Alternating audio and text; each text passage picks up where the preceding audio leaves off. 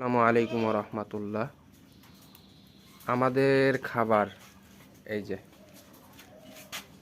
আম, এই যে ছাগলের দুধ। তাই বলে আবার ভাবেন না এই আম আমরা খাবো। এটা ছাগলের জন্য এই যে কাটছি, বালতি ভরে কুড়িয়ে নিয়ে এসেছিলাম। এই আম অনেক আঁশ, প্রচুর পরিমাণে আঁশ। এত আঁশ মানুষ খায় না, তো এজন্য বাড়ির পাশে গাছে অনেক পড়ে থাকে। এজন্য ছাগলকে কেটে দিই, এই যে কাটছি, এতগুলো কাটছি।